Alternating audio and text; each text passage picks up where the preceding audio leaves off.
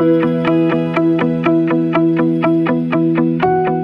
момента се намираме на поле на обиколния път на град Добрич, в което ще бъде заложен агрономически опит на фирмата, който има за цел да докаже представянето на хибридите ни на двата вида технологии, стандартна технология Оран и настъпващата вече ноутил обработка.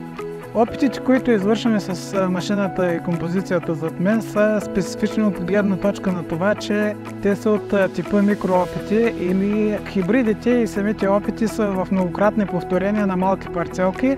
Цяло в момента парцелките са в дължина 6 метра на 4 реда, което е 2,80. А идеята на такъв вид малки опити е да се постигне прецизност при извеждане на резултата. Именно за това фирма Corteva AgriScience реши да пристъпи към закупуването на прецизна техника, тази, която е зад мен.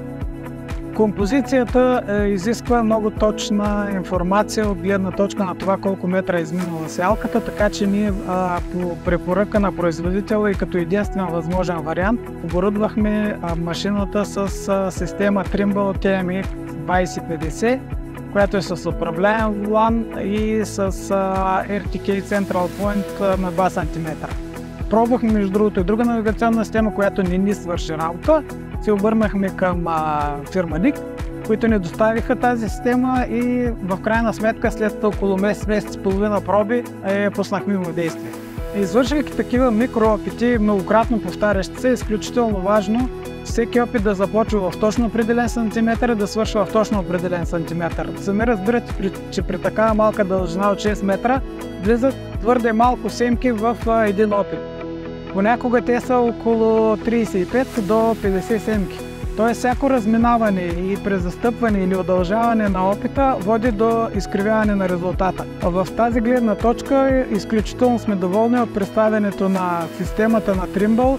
Това дава абсолютна сигурност на машината да рекалибрира данните, които постъпват от водещото колело на сеялката с този на GPS-а и постоянно да дават точен резултат за изминатите метри.